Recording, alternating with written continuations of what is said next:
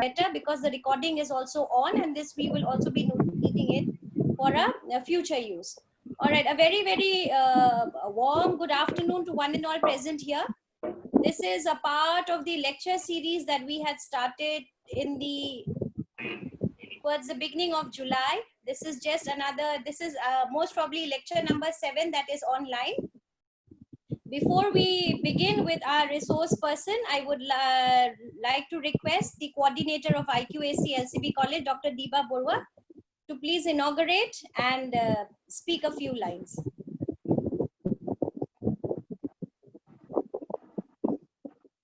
Diba.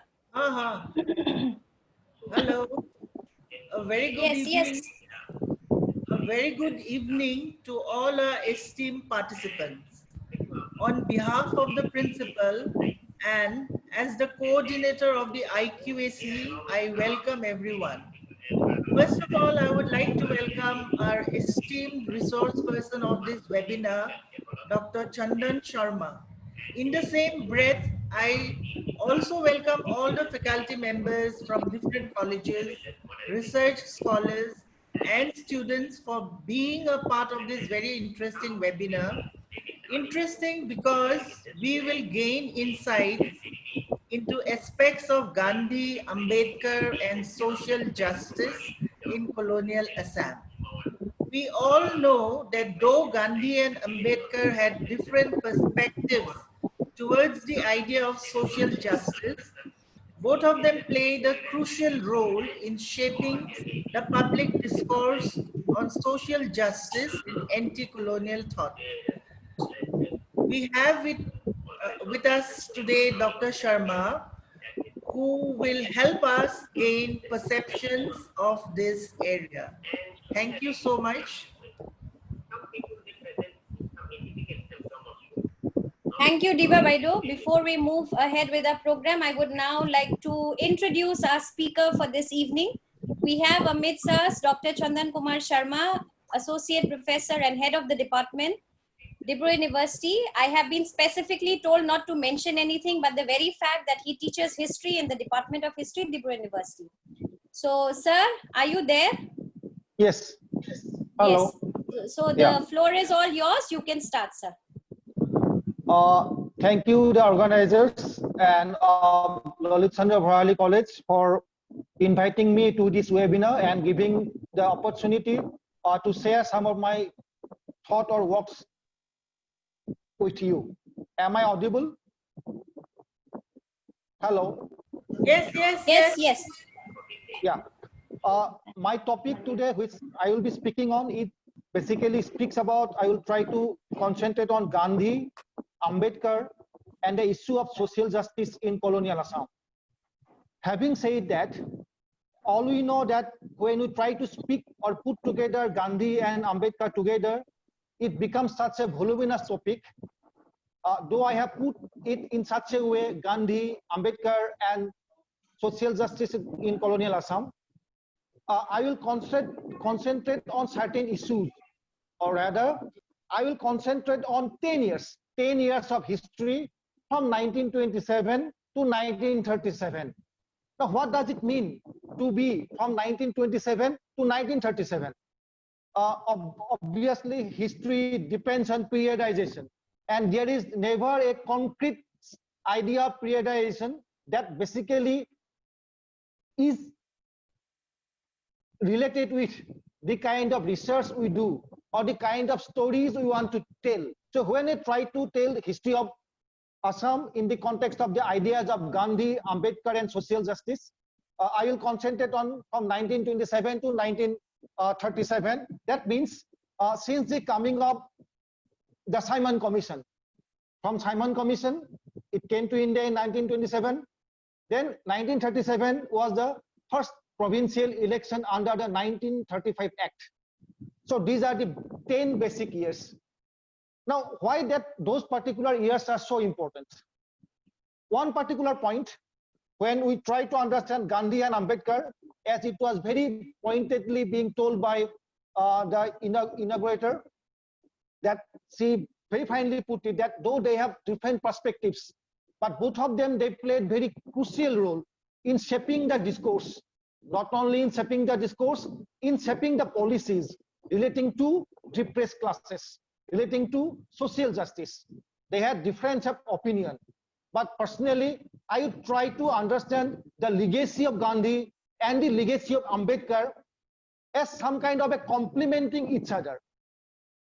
Some of the scholars, they basically try to understand them two different perspectives, as if there is never a meeting ground in between the perceptions of these two great minds. But personally, I would like to read Gandhi, I would like to understand Ambedkar as complementing each other, in complementing each other in the national struggle, in complementing each other in empowering the excluded people, or in search of social justice. So that is the particular point. Now, when we try to understand 1927 in terms of coming of the Simon Commission, now when we try to understand Simon Commission in nationalist historiography, we always speak in terms of Simon go back. That means that is some kind of the slogan, and that slogan basically visualizes the nationalist reading of the Simon Commission event. Why that happened? Why Congress said Simon Commission go back? Simon Commission was appointed to look after the new constitutional schemes, the new constitutional reforms for India in the coming years. Earlier, there had been constitutional revision in 1907, then in 1919, and after 1919, there had been continuous demand by the Indian nationalist leaders, by the Indian National Congress, to go for more constitutional reforms so that there can be more representation of Indian people. Indian people should be given more representation in the process of governance. And that was the demand. And that demand was basically to see so that there can be realization of true Swaraj. So Simon Commission was being appointed to look after, to study, to give a detailed report to the government of India regarding the proposed constitutional reforms. Now the Congress at that point of time, they were vehemently against the visit of Simon Commission. Why? Because there had not been any Indian member in the Simon Commission. So according to Congress, that India was demanding Swaraj, and how come there can be a constitutional reform committee without presence of a single member in that particular commission? So that had been their position. But to understand 1927 and the visit of Simon Commission only through the lens of Indian nationalist historiography will not lead justice to understand the whole episode. Why? Because when Simon Commission arrived in India, though it was boycotted by Indian National Congress, but there had been tremendous response by multiple organizations. Those organizations, they basically came from depressed classes, indigenous group of people, different group of people. They gave representations regarding their own demands, and those demands pertain to the enlargement of the idea of representation. Specifically, if we try to understand on behalf of the indigenous communities, or whom at a later point of time they came to be known as tribal groups, that particular designation was not at that point of time. It came after 1935 Act, but whatever it is. So those particular groups who thought that they were not properly included within the provincial councils, which was formed after 1919 constitutional reforms, and specifically depressed class leaders. Depressed class leaders, they argued that whatever constitutional provisions were being created, mostly in the provinces, the whole avenues were substantially dominated by the upper caste people. The upper caste people, because they had advantage in terms of Western education, they mostly dominated the whatever provisions of local representation was created in the different forums. It was being alleged, it was not an allegation, it was a fact that it was mostly dominated by the upper caste people across different parts of India. And the same kind of demand and same kind of demand also gradually started coming from different organizations from Assam. So my point here, I will try to understand the history of those demands since 1927. Now, how come Ambedkar is important? Ambedkar is important because at that point of time, some of the very influential leaders, of the emerging depressed communities or the emerging leadership of the depressed class in Assam, they were influenced by Ambedkar. Some of them, they were influenced by Gandhi. Some of them, they were influenced by Ambedkar. And to a certain extent, this difference of vision in terms of Gandhi and Ambedkar later on also came to be seen in the unfolding events in the early part of the 1930s, 1931, 32, 34. I will discuss it later throughout my discussion. So when in 1921, 1927, Simon Commission came. This coming of Simon Commission also generated political consciousness among the tribes and depressed class in Assam. And some of these organizations were inspired and influenced by the movements led by Ambedkar. A memorandum of the depressed people of the Assam Valley was submitted to Simon Commission by Sunadhar Das Senapati. He was one of the most influential leaders. And Nilakanta Hazarika, they gave the representation to the Simon Commission. And their representation was on behalf of the depressed communities of Assam. And they also claimed they also represented other groups, other depressed groups within Assam. This memorandum stated that though depressed community as a whole had a population of more than 15 lakhs in Assam, they did not have adequate representation in the administration and in the councils. It was alleged that in the memorandum that in the previous Morley-Minto and Montagu-Semstall reforms, that means reforms which were done in 1907 and in 1919, in those reforms, due to the opposition of the caste Hindus, the depressed classes could not get benefits which were due to them. According to these leaders who gave representation to the Simon Commission, the representatives of the depressed classes made strenuous and insistent endeavors to acquire a foothold in the administration of the province, but without success. So describing the history of the depressed class in Assam and its problematic relation with caste Hindus, the memorandum stated, I am quoting the memorandum. Under the authority of religious scriptures, the original inhabitants were kept as hewers of wood and drawers of water and were denied any light of education or the amenities of life to them. The feeling was so strong that even these Aryans, from whom some of us claim descent, who sympathized with the aspirations of the non-Aryan people, were severely punished and socially ostracized and counted as non-Aryan people. So the very discourse of colonial constructs of Aryan and non-Aryan influenced the political discourse of Assam in the first half of the 20th century. The depressed classes were not allowed admission into Hindu temples and other religious institutions.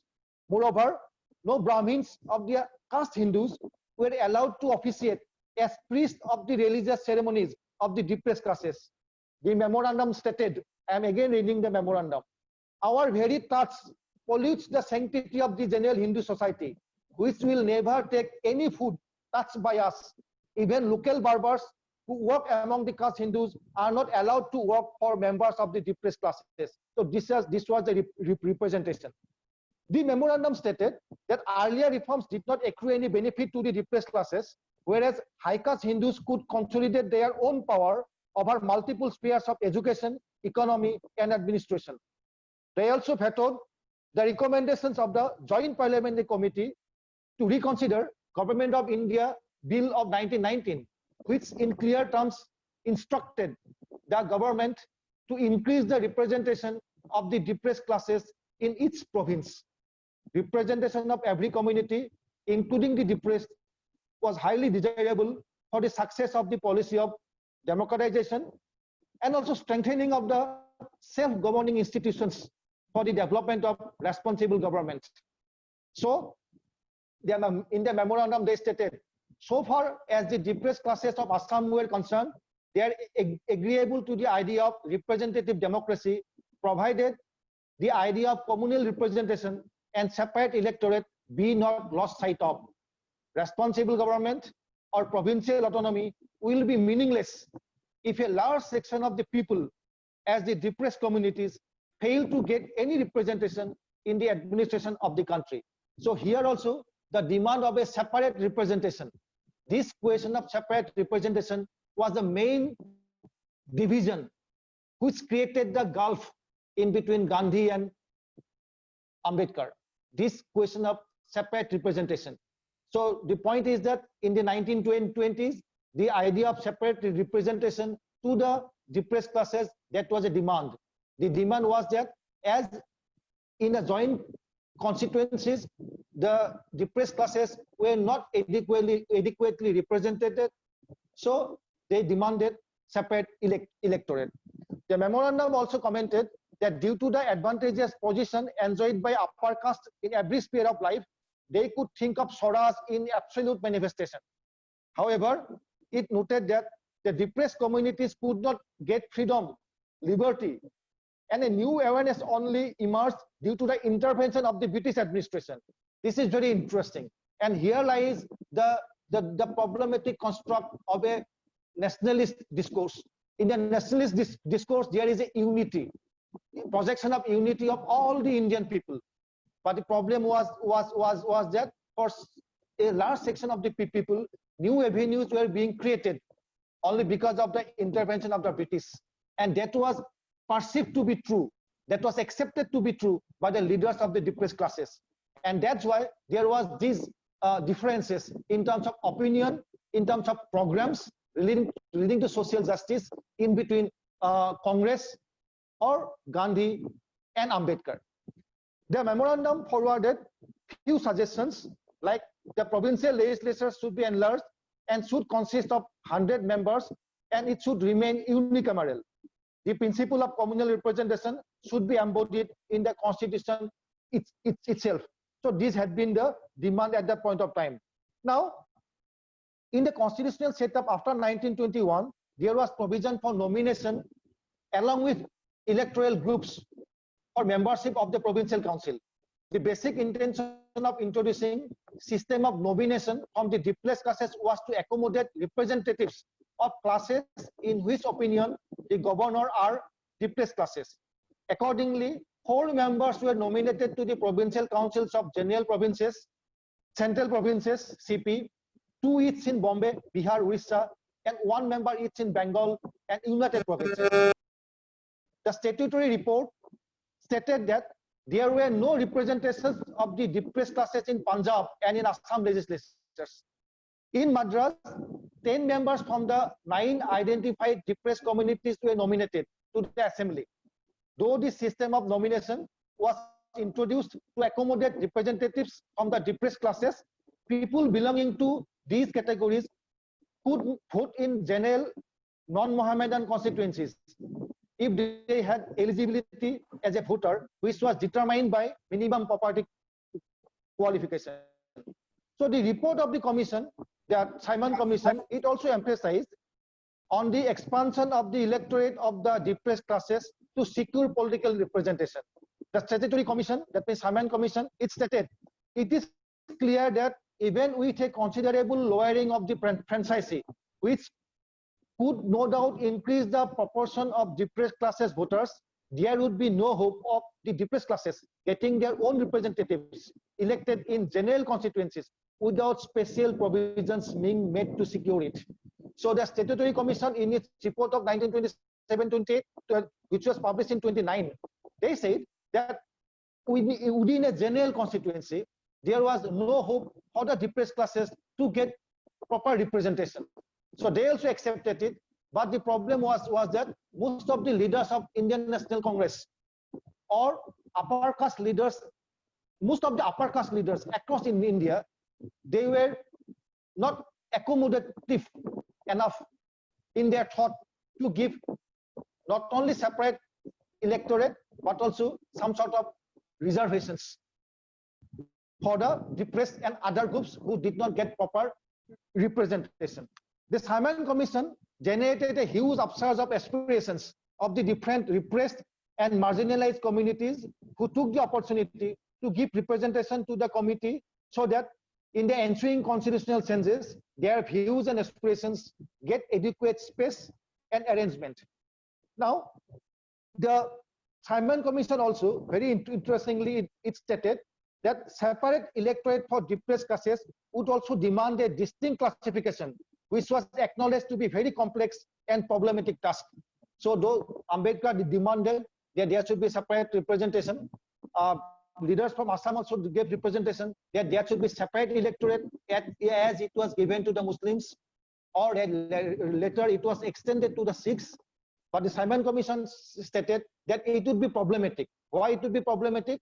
Because before giving that kind of a separate electorate or some kind of a reservation, the most important point is to define the category.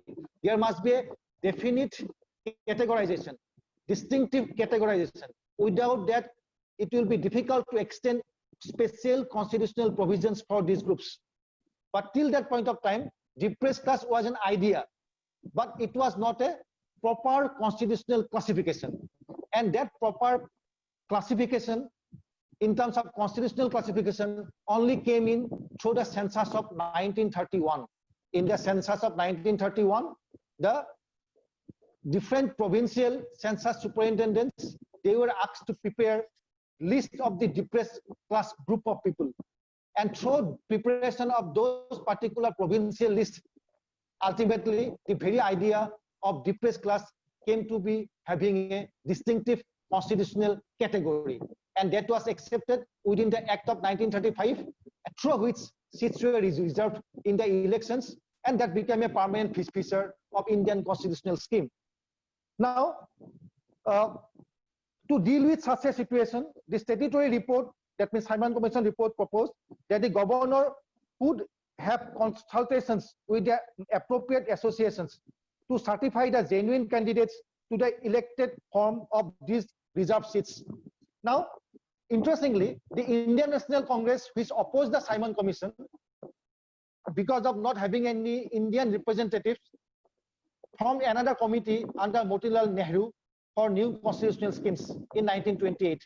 That is known as the Nehru Report, 1928. In his preparation of the report, no depressed class organization or no individual was invited to solicit their response. The Nehru Report did not recommend any concrete suggestion, such as special electorate or reservation, and stated that the Declaration of Rights of all people will be sufficient to address the concerns of the depressed. That means till 1928, the Indian National Congress were not prepared even to yield or give some kind of reservations for these depressed communities. They say that Declaration of Rights of all people will be sufficient to address the concerns of the depressed. To address the issue of constitutional reform in India, the British government constituted a roundtable conference in London, where different stakeholders from across the political spectrum and organizations in India were invited to take part in the consultations. Ambedkar, who had already emerged as the spokesperson of the depressed voices, participated in the first roundtable conference, and he could successfully draw the attention of the different participants, both from India, England, about the importance and seriousness of the Dalit question. Ambedkar had already insisted on separate electorates if universal adult franchisee was not granted to the depressed. Ambedkar demanded two things: either universal franchisee must be extended to all the depressed group of people, that means people belonging to the depressed classes across any bar, they should be given right to vote, universal franchisee, universal right to vote. If that is not granted, he said there must be separate electorate, either of the two. Either he insisted the British government that universal voting right should be extended to the depressed classes, or if that is not granted, then there should be separate electorate. That was his demand. Now, the whole bone of contention emerged in between Gandhi and Ambedkar. Gandhi did not participate in the first roundtable conference, but after Gandhi Arvind Pact on 5th March 1931, Gandhi decided to participate in the second roundtable conference. Gandhi, before he left for London, stated that he was against political separation of the so-called untouchables from Hindus, as that would be absolutely suicidal.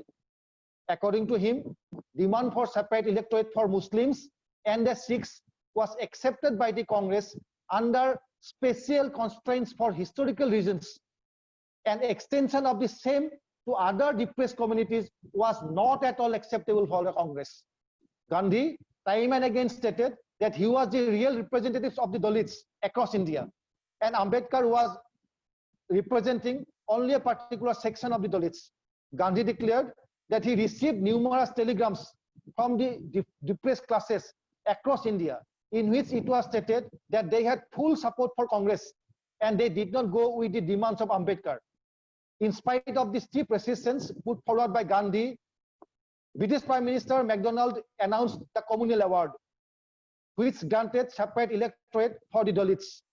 After the declaration of the Communal Award by the British, Gandhi wrote to the British Prime Minister that he would resist this decision only at cost, even if the cost is his life. So he declared fast unto death. Gandhi's fast unto death and the immense support that he generated against Communal Award, which granted separate electorate to the Dalits, ultimately compelled Ambedkar to compromise with Gandhi. And the arrangement that followed is known as the Pune Pact, which accommodated the political representation of the depressed class through reservation of seats. The depressed class politics in Assam was influenced by these developments, and the recommendations submitted by the Indian Franchisee Committee demonstrated that demands and concerns of the depressed class, who also demanded separate electorate and other systems for electoral representation in Assam. The caste Hindu organizations represented counter arguments against such demands put forward by the depressed classes, and they even denied the existence of the category of depressed class in Assam, as it happened in other parts of India, especially in South India. So Indian Franchisee Committee, which came in 1931, that committee was basically constituted so that there can be extension of the electoral role. That means so that there can be how come more people can be allowed to vote. So that was the Franchisee Committee. Franchisee Committee was constituted in 1931, and in that particular committee, there had been demands put forward by different groups of people. The Franchisee Committee, which was constituted in 1931, stated the desirability of more precise classification of the term depressed, as it had obvious political connotations. So what happened that the Franchisee Committee, when it visited Assam in 1932, received multiple memorandums from various organizations representing caste, religions, and other institutions. The memorandums revealed that most of the members who represented the depressed caste stood for separate electorate for the election of the representatives of the depressed classes. However, most of the other organizations and individuals who belong to the upper caste, they were against separate electorate for the depressed, and substantial numbers of the organizations and individuals also negated the very presence of depressed class in Assam and Sylhet. Most of these positions were inferred from a comparative analysis of the question of caste, untouchability, purity, and pollution, as in these specific regards, there was a difference of degree in Assam, though not specifically difference of kind when it is compared with other parts of India. So there was difference of degree, not of kind, but some of the organizations, they basically insisted there was not even this particular category of depressed classes in Assam. Now, Sunadhar Das Senapati, as I said, he was one of the important leaders of the depressed class who was directly influenced by Ambedkar. He stated that however unfortunate it might be, the fact remains that they have not, they means upper caste, have not only been exploited by the caste Hindus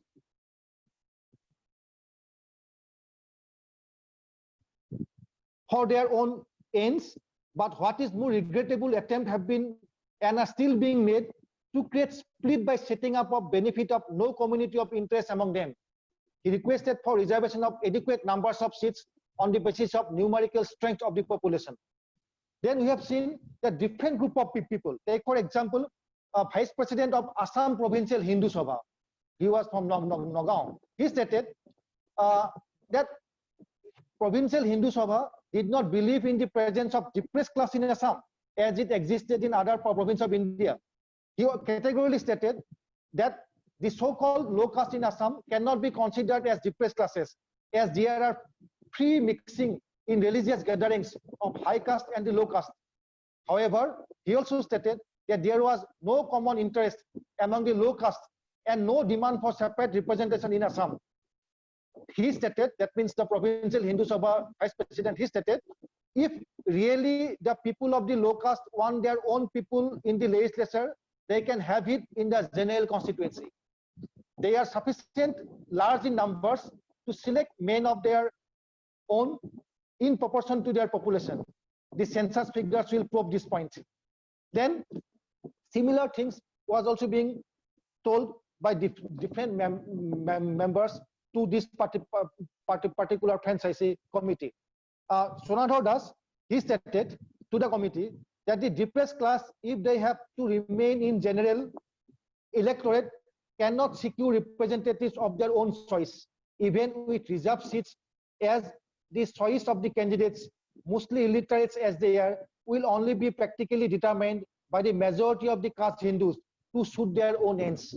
So he did not put forward by the Hindu Mahasabha level. He provided the example of some other members where it was being said that some members which were favorable to the Congress, they will be elected, whereas they may not be the proper representatives of the depressed classes. In the opinion of Sonadhar Das Senapati, a time-honored custom with the caste Hindus has been to hate, to depress, and to keep separate the untouchable caste in Assam. It is not the depressed classes who have created the separation, but it is the caste Hindus who have kept always the depressed classes separate and denied their admission into all common Hindu functions, temples, and Sattanamghars. So this has been his position at that point of time.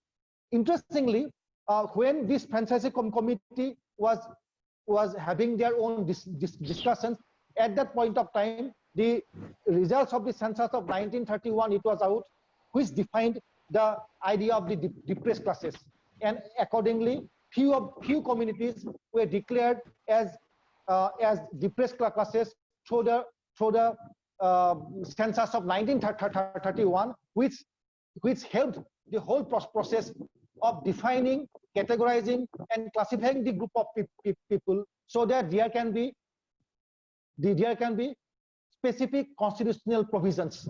So the 1931 helped the process accordingly, and in 1935 Act, this particular categorization was accepted within the scheme. Now, subsequently, as per the decision of the delimitation committee, which makes the constituencies, which decided the number of seats in the provincial assembly on the basis of population structure, 7 seats were reserved for this category, which were distributed among 47 general constituencies. So this was that in the election of 1937, which was done in accordance with the new Act of 1935, 7 seats were being reserved for these depressed castes. So this is how it have happened. Now, exactly what happened in relation to Gandhi's fast? As I told, that Gandhi's fast created tremendous upsurge across India, because his decision was fast unto date. And across India, different communities, even communities belonging to the depressed classes, they started appealing to Ambedkar not to go for the demand for separate representation or separate communal representation. They said they are okay to accept Gandhi's demand. Gandhi demanded that there will not be separate electorate as it was extended to the Muslims or the Sikhs. Rather, he said there should be reservation of seats within non-Mohammedan group of seats. So this reservation of seats, it came to be a reality through the Pune Pact. The Pune Pact, which is known as the pact in between Gandhi and Ambedkar. Through this particular scheme, originally, the amount of seat which was given by government of India, Gandhi yielded twice that seat. So numbers increased twice when Gandhi and Ambedkar decided. So accordingly, till that point of time, every election in India, we see that the representation of separate reservation for the group of people who might not be represented because of their numbers. That facility is coming straight from 1932 onwards till now continuously. Now, Sunanda Das Senapati, in his submission before the Franchise Committee and previously in the memorandum submitted to the Simon Commission, cited instances of depressed communities facing discrimination in religious places in Assam. He cited the instance of Madhav Kedar temple in Haju, where some of the depressed communities were denied access in the temple. In 1922, some members of the depressed communities tried to enter the precinct of the temple, and consequently, they had to face criminal cases for forming an unlawful assembly. The case also came to the High Court, where some of them were let off, and sentence of some were unfortunately confirmed. Now, he also cited the instance of some of the Kirtan ghars, where persons belonging to the depressed communities were not allowed. In this period, especially after the visit of Simon Commission, different caste organizations from depressed classes started asserting their rights for equality, political representation, access to the religious places. And in this context, the role of the different satras as socio-religious institutions, which basically regulated the socio-religious norms and concerns, became more pertinent. The influential satras and the satratikars were asked upon by the depressed communities to give public statements so that the social disabilities which sustain the discriminations could be raised. Sri Borelengi Satratikar Goswami, in a statement published in Assamese in 1930s, appealed on behalf of the depressed communities that there should be complete equality and no discrimination should be practiced in the satras. Sri Kurobahi Satratikar Goswami, in his statement, it was also published in 1930, he explained that there should not be any idea of depressed classes in Assam, and everyone should be treated as per without any discrimination. Issues of untouchability and racial discrimination faced by the depressed classes came to be discussed in public domain, especially in Assamese vernaculars. So there had been continuous editorials in Assamese vernaculars at that point of time, where the satras and the satratikars, they were publicly appealed so that they also fight against untouchability and discrimination. But in spite of continuous demand by the different caste organizations and the insistence of Assam Provincial Hindu Sabha, some of the influential satras and satratikars of Assam, except few, mostly remained reluctant and elusive on the issue. Similar demands were also forwarded by followers of other satras in Upper Assam. And so there have been continuous discussions in the early part of the 1930s, and these discussions in the vernacular press became so apparent because of that particular fast by Mahatma Gandhi. Because that fast in 1930, he basically appealed people all over India that he will rather die if people don't stop the problem of untouchability. So anti-untouchability movement really started as a movement across Assam at that point of time. And because of this particular fast, which was initiated by Gandhi across Assam, in different temples, in different districts, there have been continuous meetings regarding the problem of untouchability at that point of time. So Gandhi's insistence not to accept separate electorate is fast unto death unless the communal award was abrogated, and Ambedkar's reluctance to yield on the issue of constitutional reform created a huge political stalemate in India. The Congress, organizations sympathetic to the Congress, Hindu Mahasabha, etc., started creating immense pressure on Ambedkar, which I have already told. The Congress committee in the districts, towns, and village level, especially being inspired by Satratikar of Gormur Khatra, Sri Pitambar Deva Goswami. Pitambar Deva Goswami had been continuously fighting against untouchability since 1920s, and because of his continuous stride against the whole question of untouchability, he was in certain cases he was in certain cases neglected by the other Sattvatikars in early part of 1920s and 1930s, and for which Pitambara Deva Goswami he regretted and he said.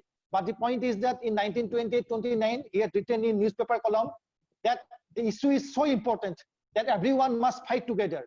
There must not be any discrimination in Assam. So he was the inspiring figure. And Pitambara Deva Goswami, he inspired the movement in Assam. But again, Pitambara Deva Goswami was also inspired by Mahatma Gandhi. So here we see the impact of Gandhi and Ambedkar both coming together at that point of time. Even some of the caste organizations who had been demanding abrogation of discriminations also started appealing to Gandhi to end his fast and proclaimed that they never desired separate electorate as demanded by Ambedkar and his followers of Assam. The fast of Mahatma and the campaigning by the Congress to deal with the issue of untouchability could make resonance with the depressed caste people who were inducted to support the agenda of Gandhi and negate the proposal for separate electorate for depressed. Sunadhar Das Senapati, who firmly articulated the demand for separate electorate in the Franchise Committee, faced criticisms from some of the caste organizations for supporting separate electorate. So Sunadhar Das Senapati, who was a follower of Ambedkar, he faced criticism. So in 1932, because of the fast of Gandhi, such a sympathetic wave was created in Assam and across in India that followers of Ambedkar, they were facing public criticism.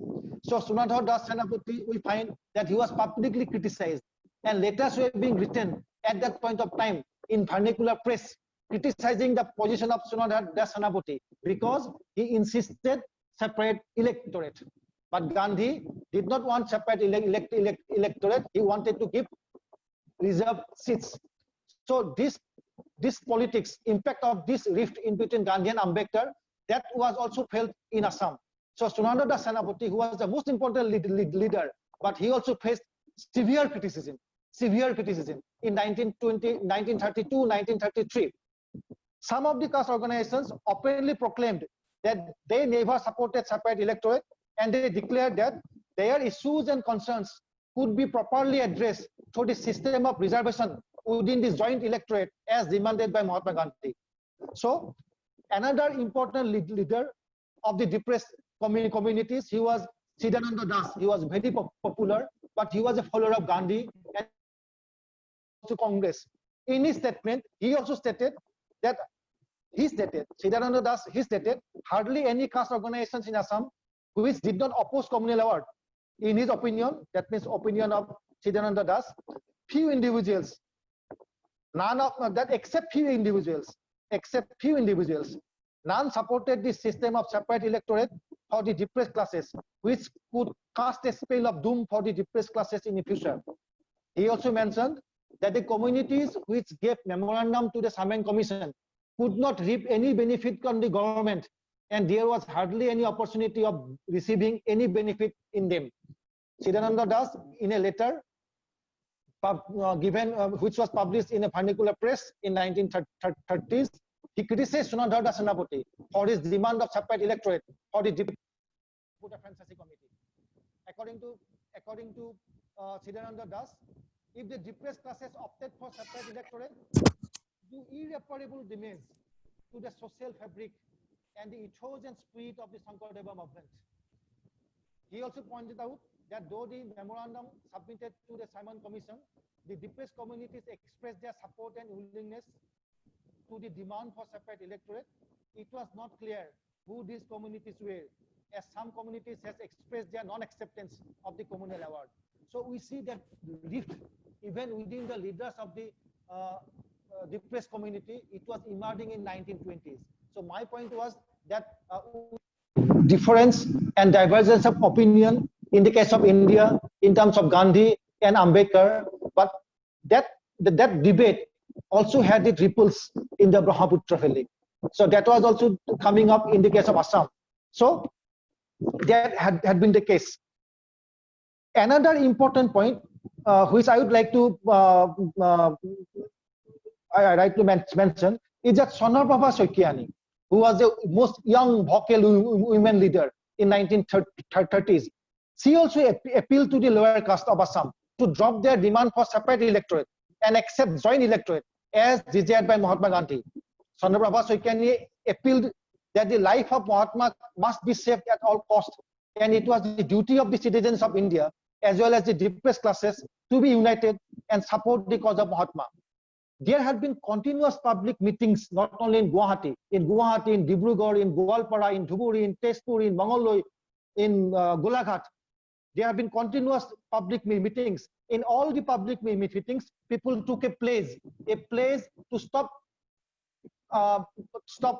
practice of untouchability, and there have been meetings which promoted interdining across the people at that point of time. So public meetings against untouchability across Assam, especially in Shivsagar, Jorhat, Tezpur, Nagaon, all these areas. Then in the meeting held in Nagaon, it was decided to provide entry to all sections of Hindus in the Sankardev temple of Nagaon, where previously depressed classes were not allowed. Assam Provincial Hindu Mahasabha, in its meeting in 1932, it also severely criticized the communal award, which was completely against the idea of Indian nationalism, and they thought that it will create dissension within the Hindus. In this period, the campaigning against Brahmanical rituals, especially Vidhi Vyavastha, that means different rituals. Take, for example, it might be death rituals. So there had been continuous campaigning against rituals at this point of time in the early 30s. And this is very important. My point is to suggest that when we try to understand the development and emergence of Sri Srimanto Shankardev Sangha, it also emerged in 1930s.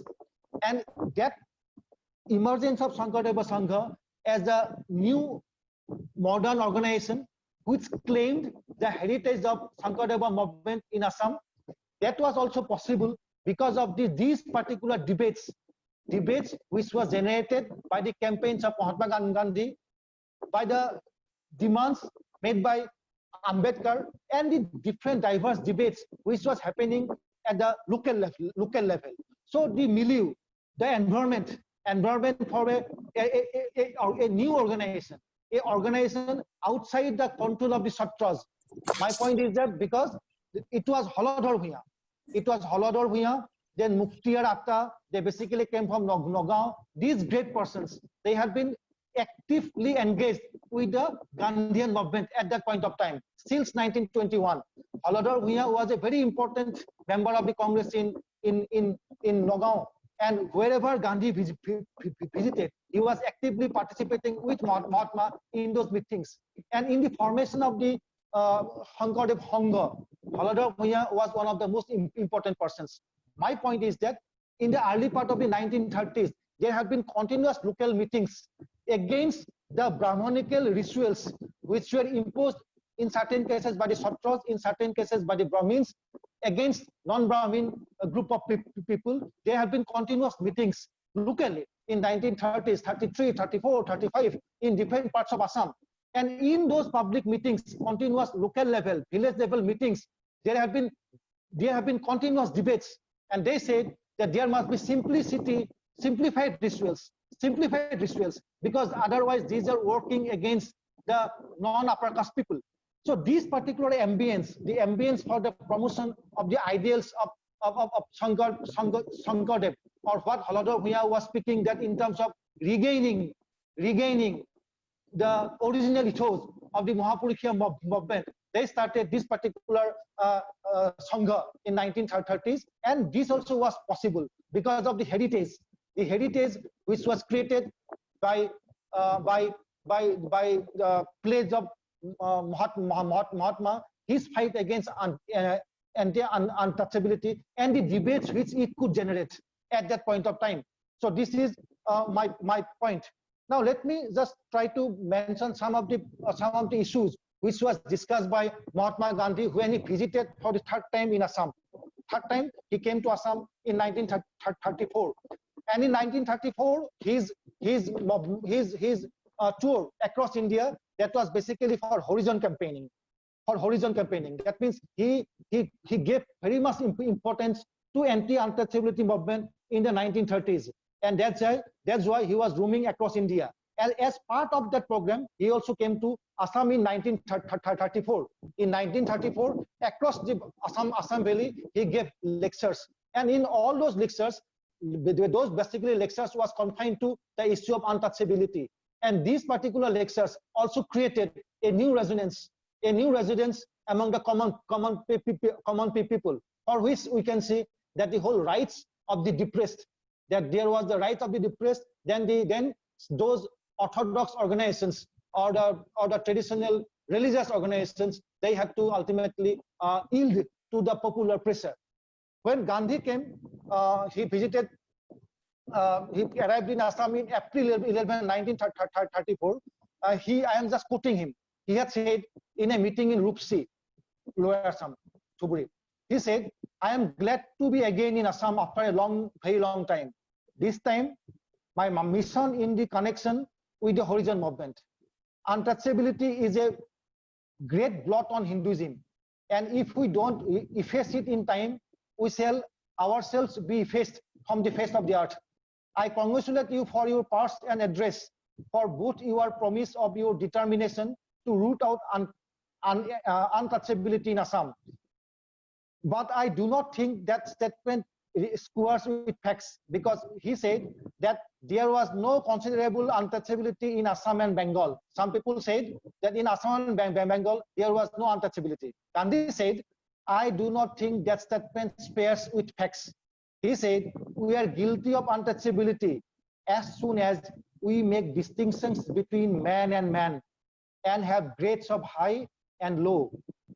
Surely there are distinctions enough in Assam, and those against whom distinctions are drawn feel them just as keenly as any in other parts of India.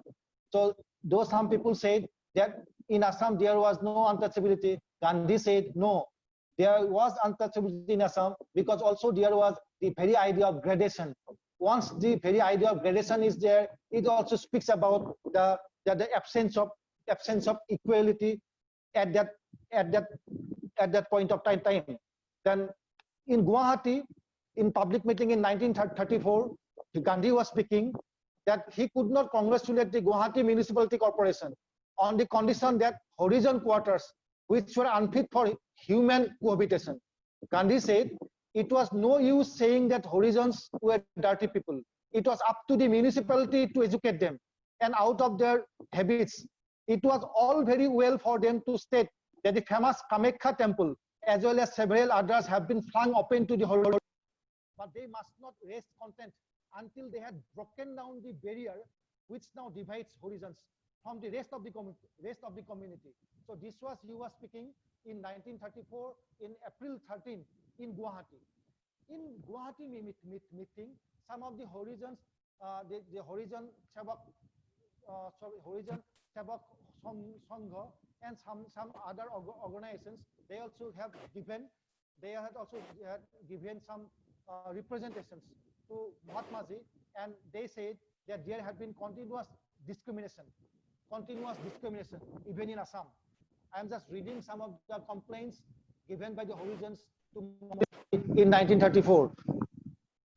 Some of the horizons, they had written, we are not allowed entrance into Great Haju Temple and many other temples for purpose of worship, nor are we allowed to admission into Namghars belonging to Mahapurukhiya or Damodara sects. We are subjected to persecution by the higher caste. In some places, people of higher caste prevent us from using public wells, although the local authorities themselves maintain no discriminatory rules regarding them. Authorities don't maintain discrimination, but some of the communities do. No Pujari Brahmin would touch us to put sacrificial tilak in our forehand, and the idols made by us are considered polluted. So these are some of the complaints which were raised publicly in Guwahati visit, in Guwahati in 1934 when Gandhi visited. So the point is that in the public sphere in Assam, these two issues were continuously being discussed, being debated, and these led to that addressing this particular issue. First, it was acknowledgement that yes, there have been problems of depressed classes in Assam. First, it was an acknowledgement, though some of the people they did not want to acknowledge the issue as in 1931, but because of continuous campaigning by these great persons, the visit of Mahatma Gandhi, the works of the Ambedkarites, that this that this issue was being acknowledged, and ultimately this also led that some works had to be facilitated so that the problem can be resolved. So this was the issue. Now let me hello. Yes, Coach. Should I continue or how much time? Yes, continue. You can continue. You can continue. How much? How much is a very difficult thing No, to how much say. time I have spoken? I have. You've almost spoken for 1 hour. 1 hour. Oh my God. Okay, now let me sum up. Let me sum up. I will quickly finish it. Yes. It's not proper to go on continuously. Yeah. Let me come to I will just give a very interesting statement written by Sunanda Das Senapati. This statement he gave it as part of the Depressed Class Commission meeting in 1934, and he stated,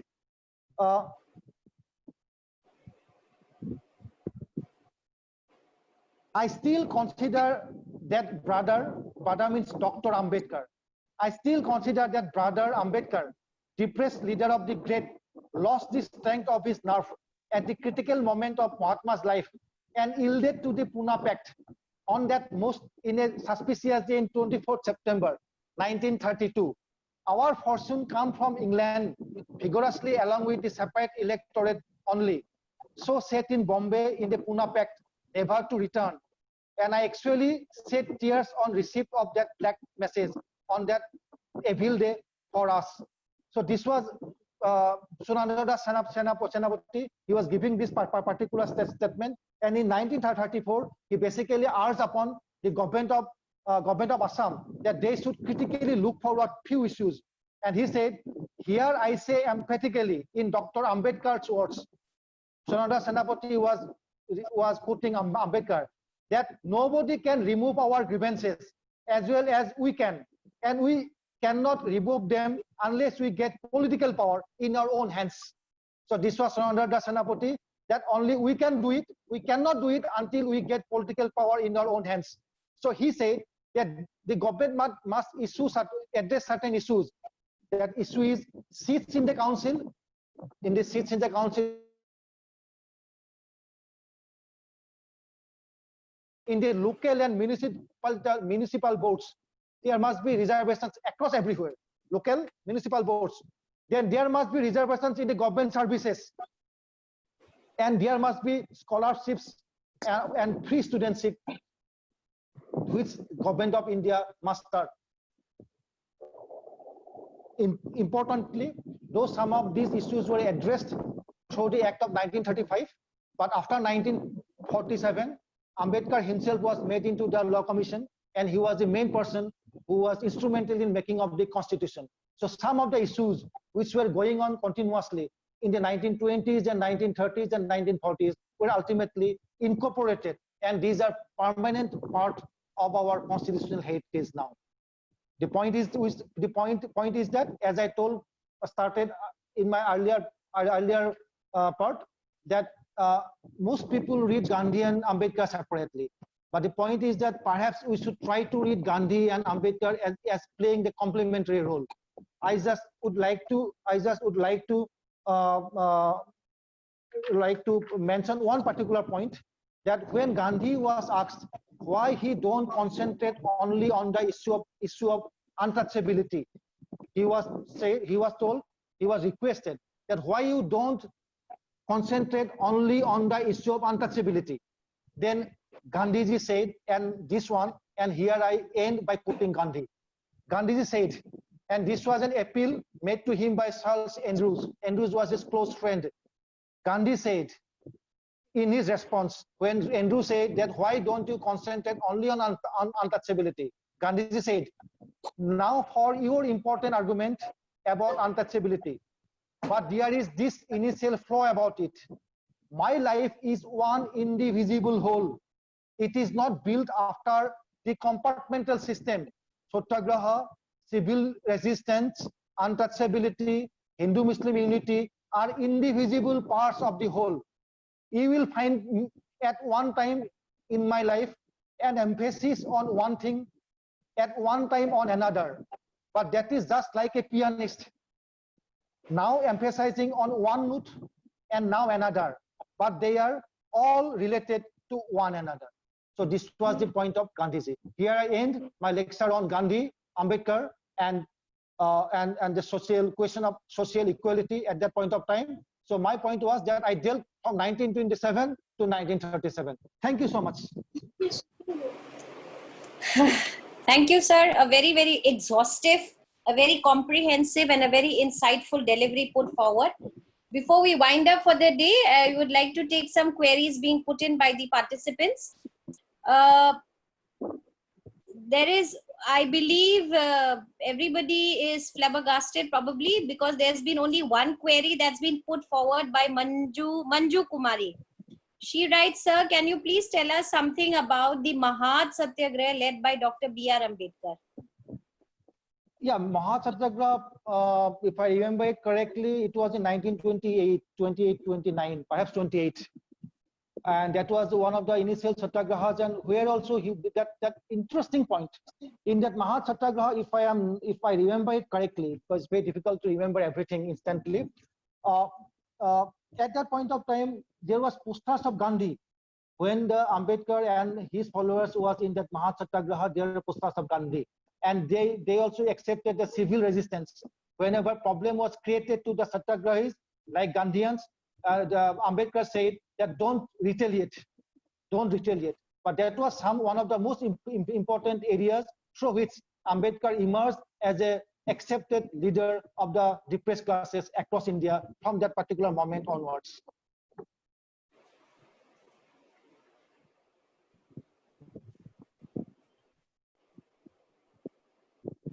There are no more questions. Any more questions from the participants? Any more queries or any statement or any observations that anybody would like to mention or like to state? Please put it in the chat box. There are some who have said it's been an informative discussion. Insightful, informative. Somebody had messaged me saying that it was something that they have not heard of, a comparative study in terms of Gandhi and Ambedkar. It's not here, but somebody had messaged me saying the same. I believe there are no more queries. Any more queries from the participant side? Yes, a query comes by. There is an important, this is by, what is the name? I can't make that. There is an, I'm not being able to figure out. There is any important rule of leftists? I have one. I think who are the untouchables? There is a question, sir. This has come to me. There is any important rule of leftist party or person about depressed classes? I really couldn't figure out what is it exactly. And then who are the untouchables in Assam other than the tea garden labor and the people? Yeah, let me take this particular question. Who are the untouchables in Assam other than the tea garden labor and the people? Now, when Gandhi visited in 1934, even in earlier part also, 1934, he insisted and he told the people that the people of Assam must concentrate and work for the tea garden workers. He said these are the people untouchables in Assam. So Gandhi directly told the people of Assam that don't say that there is no untouchability in Assam, but even within the tea garden people, he insisted on the ex-tea garden laborers, and he said that always treat them equally. And he urged upon the people of Assam, and he urged upon the Congress leaders to work for the cause of the tea garden people. So yes, that is one particular important point, which was also generated by visit of Gandhi. And Gandhi pointedly told it in different meetings, whether it is in Jorhat, whether it is in Shivsagar, whether it is in Tinsukia. So Gandhi insisted on the issue of tea garden people, and he continuously appealed at that point of time. Then any other question?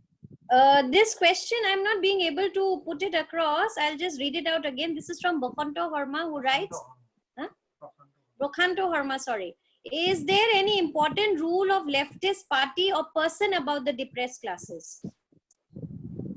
Obviously, left parties have been working in different parts of India for the depressed classes, but there have been a question. The question is, as they mostly believe in class question, and this question of caste and class was always there. Leftist parties had been there even in Assam since the early part of the 1930s. They were gaining ground. They were trying to work at that point of time. But as they mostly insisted on the class question, so in certain cases the caste question, that is always a debate within even among the left parties and the Ambedkarite parties, or those who are followers of Ambedkar, the caste and class question. And in 1930s we see that there have been different labor movements in Assam, and in those labor movements, in Digboi movement in 1930s, late 1930s, some of the left elements have been working there. So now the point is that when I am talking about Sundarana Das Senapati, he also said that he is a socialist. Though he was an Ambedkarite, he said that he was a socialist. So these things have been there. But to say that as a political party, cohesive political party, it was not emerging in 1930s. What was happening was basically through the forum of the Indian National Congress in the 1930s. There is a question from Manju Kumari again. She asks, sir, please tell us about the quote unquote poison bread. I think she should elucidate on this one, poison bread. I don't know. Sorry, I couldn't. I don't know what is this poison bread. Perhaps she can elucidate later on. I'm sorry, Okay. I can't. The poison bread has been quoted. I mean, double quoted. Yeah. Yes. It must be something somewhere, but it should be Yes, better yes. if it had been contextualized. I could have answered it, but just 2 words is difficult in certain cases. Yeah. Then. Okay. This is from Gaurav Saikia. He writes, sir, can we consider it that Gandhi's visit in Assam worked as a major catalyst for Dalit people to express their problems in front of him? In certain cases, yes, because as I have put it, one particular meeting since in 1934 in Guwahati, where Horizons had given several complaints regarding the discriminations they had been facing. So this was true, and that was his campaigning in 1934. That was this whole campaigning. So across Assam, he had been speaking about this question of untouchability, and obviously his campaigning generated lots of support, and that's why, interestingly, that Ambedkarite followers was little bit, they were marginalized.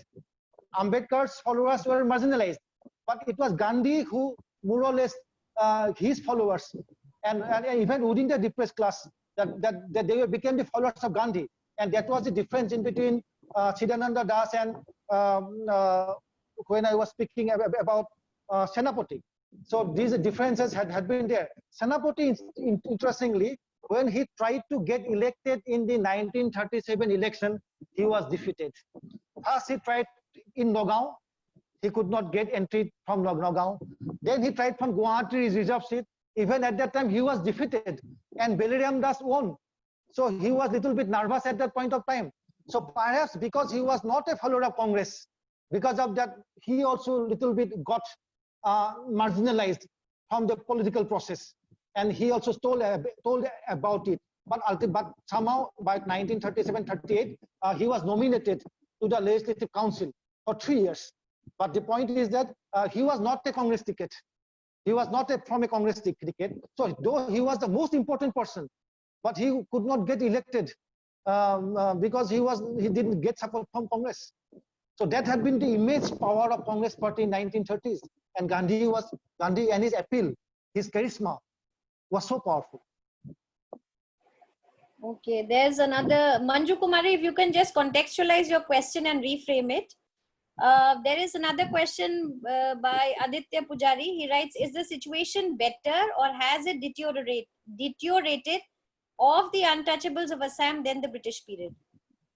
I think deterioration, if we try to understand it from empirical incidents, no one will say that it has deteriorated. No. Obviously, the constitutional schemes which started because of the Gandhi-Ambedkar Pact, because of the particular pact, that political reservation, empowerment, it has continued. reservations across different sectors. It has continued. So we can't say that it has deteriorated. The process of empowerment has strengthened, but obviously it's a continuous process. It's a continuous process.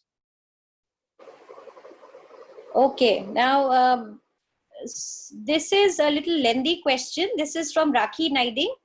She asks, don't you think, sir, the emphasis on saying that Gandhi and Ambedkar may be contentious because Gandhi, although vehemently opposed to untouchability but not against the caste and the Varnashram Dharma, while Ambedkar was opposed to caste system, and his most seminal work and project itself is the annihilation of caste? Yeah. Let me come to a very important point. Now, this particular text, Annihilation of Caste, it was supposed to be a lecture to be given in Punjab in 1935 or 36, but ultimately the lecture was not held, so he published it, Annihilation of Caste. And recently, a new introduction is being written by Arundhati Ray, and in that new introduction, it's titled as The Saint and the Doctor. The Saint and the Doctor, in which Arundhati Ray severely criticizes Gandhi's positions. She severely criticizes Gandhi's positions.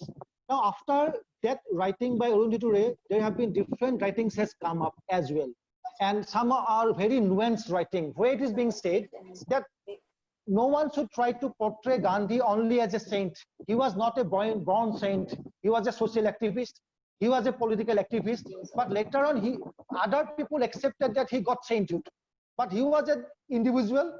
He was an individual. He became an activist, and gradually he could transcend caste, identity, all these issues. He could transcend. And if you try to understand Gandhi's positions, that whenever he had that opened up those settlements, his farms, settlements, that is commune living, Tolstoy farm, Phoenix farm in South Africa, in those farms, he did not accept any kind of commensality. That means everyone must dine together. So this particular point of being a casteist person, Gandhi did not accept that one. That is number one. He never accepted this particular division, that he always had that common dining hall. That was part of the whole process since he started his community living. Whether it is in South Africa, from that particular time onwards. Then some of the very important points, such as Gandhi never accepted restrictions. He never accepted untouchability. He never accepted restrictions on commensality. He never accepted endogamy. He encouraged his own sons to go for intercaste marriages. And in 1940s, when he was invited to particular marriages, Gandhi always said that I will never go if it is not an intercaste marriage. So that was Gandhi's position. Then he never accepted hereditary occupations. When you speak of caste system, another important constituent is hereditary occupation. Gandhi never practiced hereditary occupation. He could clean everything himself. He could do everything for himself. So from spinning to preparing his own chappal, from cleaning his own latrine. So these particular things was very important. And Gandhi, who was basically dealing phase-wise, if you try to understand Gandhi, try to understand him in a totality, phase-wise, that he was gradually progressing. There had been Sanatanists in India who was totally against the empowerment of the lower classes. He was fighting everyone together. And because of his Gandhi, that is his pact in 1932, upper caste did not want to yield reservation seats to the depressed classes. It was because of Gandhi's insistence. And because of that, Gandhi was attempted to be murdered in 1934-35 twice. So we should try to understand Gandhi. Yes, Gandhi, as you directly pointed out, Ambedkar had a single important agenda, that was empowerment of the Dalits. That was his agenda. But Gandhi, as I put it earlier, he tried to have it in a totality, indivisible way, totality. Hindu-Muslim relationship, totality in terms of gaining Swaraj from British. So he said that everything must go together. And as he said, he was like a pianist. At one point of time, he was playing one particular note. From another point of time, he was playing another particular note. But there have been differences in terms of approach. But if you try to understand in a longer time frame, as I said, perhaps I would like to read them in terms of playing a very complementary role. And that complementary role can be apparent when Rajkumari Kaur rang up Ambedkar to become the law minister in the Ministry of Nehru in 1947. And Kaur was a disciple of Gandhi. So perhaps Gandhi also tried to understand it, Ambedkar, as a complement to the process. And he basically insisted on that one, that he believed that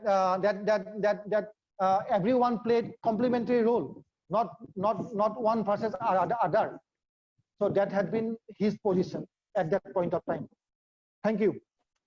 Okay, there is again another question by Manju Kumari. She asks, sir, what were the reasons that the second conference, which was to be held on 26th and 27 December 1927 in Mahad, was cancelled? Okay, I have to go through again the Mahad one, because the point is here I was concentrating on my studies on Assam. My area was Gandhi Ambedkar, and my concentration was basically to understand this particular process, what was happening in Assam, because which remains little bit unexplored. Now Mahad, I have to perhaps I explain, I have to read it again to understand the nuances, or I have to remember it exactly what happened on 21st, 22nd. I have to reread it. Perhaps you know it better. You can help us to understand it, because it's a very quizzitive way of asking questions. She further states that Poison Bread is a book of poems, short stories, and essays. I just Googled and found out that it's a translation work from Marathi Dalit literature. Okay, fine. Thank you. She must be very much in that particular area. So obviously we can learn from each other. Thank you for this particular point. I never heard about this particular book. Thank you for so much for informing us about this particular translation of the Maharashtra Dalit literature. Thank you so much. Achha, this question is from Prabha Rani Das. She asks, in what sense Gandhi said that untouchables were present in Assam? In what sense? Gandhi basically said that wherever there is hierarchy, wherever there is gradation, so he said until there is complete equality, there is these things are there. So on that particular note, he basically said it. And he also knew, because there have been continuous demands. There have been demands by depressed class movements in Assam. So he knew there was untouchability. Before him, representation was given by the Dalits, the Harijans. Before that, since 1927, there was continuous representation by the depressed class leaders, that there have been different kinds of discrimination was being practiced, whether it was racial discrimination, whether it was social discrimination. So those representations was continuing since 1927. And Gandhi, being a great leader, he always understood the local conditions. So that's why, in a sense, Gandhi was right. Poison bread. Hello. Sir? Yeah. There's another question. There is no name mentioned. The question says, how did the ideas of Gandhi and Ambedkar influence social justice in Assam? That is the point I was speaking about.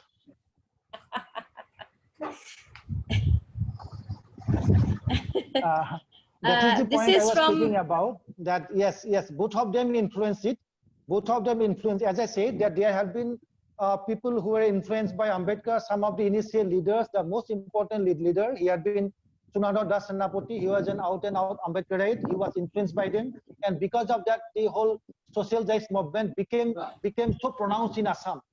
Then obviously there was that Gandhian side after 1932. I was basically speaking on these particular 2 points only. Thank you. This question is from our coordinator, the IQAC coordinator Diba Borwa, who asked, don't you think Gandhi's approach to ideas of equality was underpinned by a Hindutva agenda, while Ambedkar was an aggressive crusader of the subalterns of Hindu society? Yes, thank you very much for this question.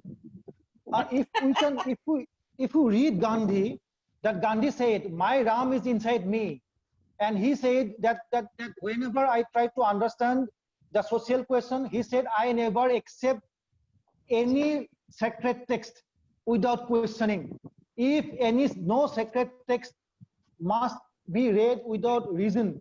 And he said, "I never accept anything without my reason. My reason, my reason is supreme in my reading of the sacred text." So when Gandhi was speaking, in very interesting question, thank you for this particular question. Very interestingly, whenever there was socio-reform movements, most of these socio-reform movements were led by the upper caste. So there was the whole question of upward social mobility. There was an invitation for Shuddhi and upward social mobility.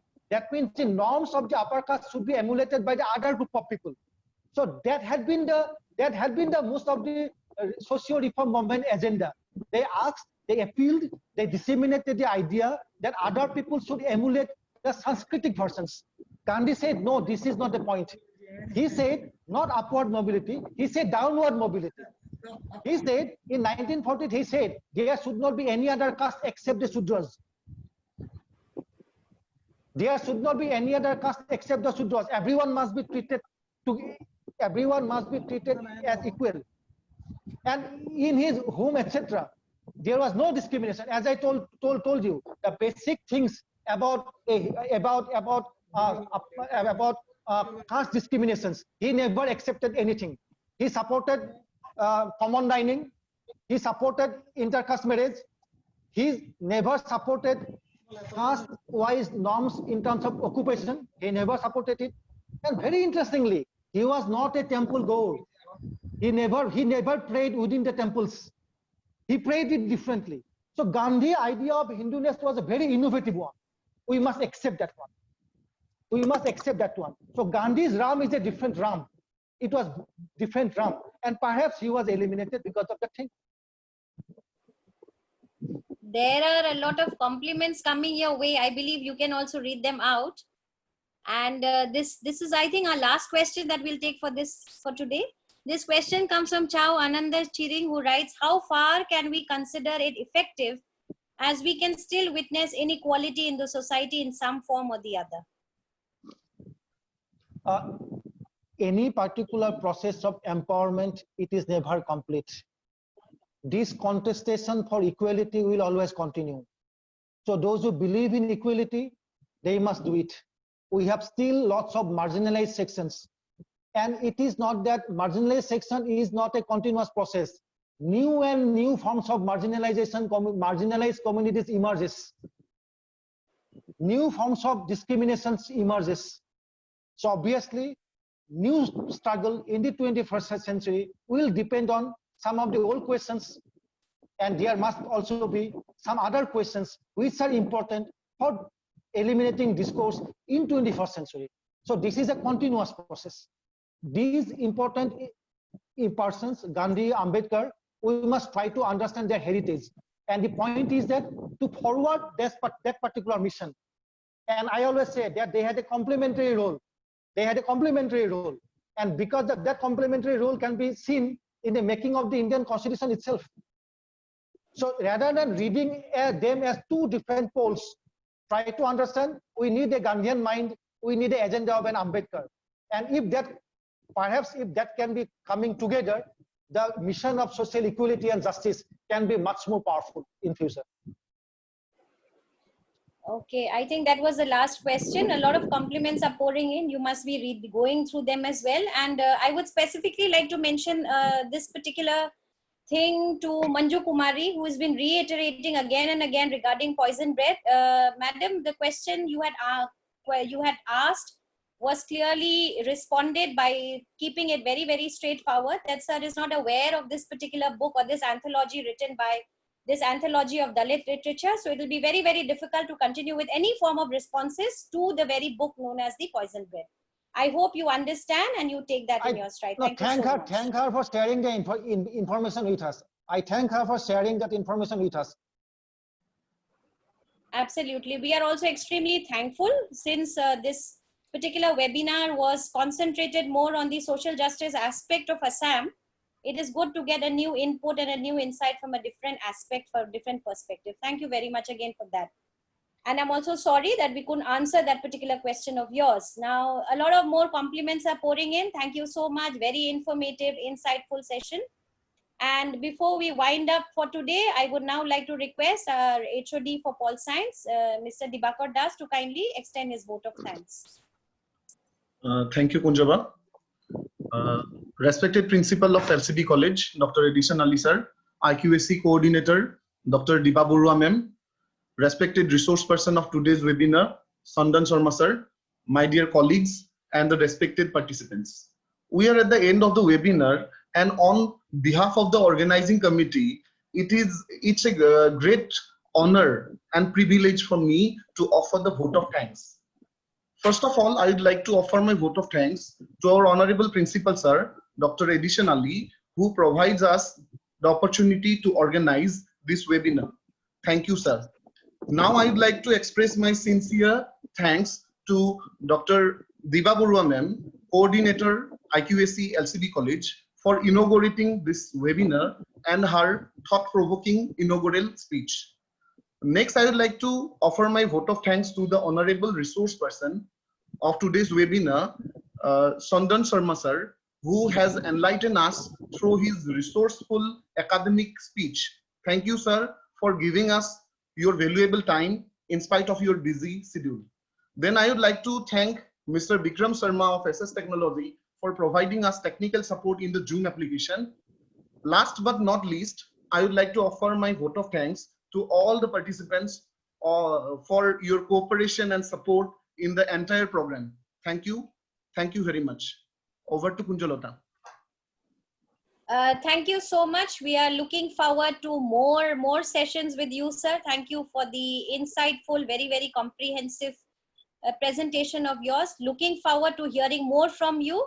Thank you very much. Thank you, everybody. I thank all the participants for their patient hearing, for bearing me for the last 1.5 hours. Thank you so much.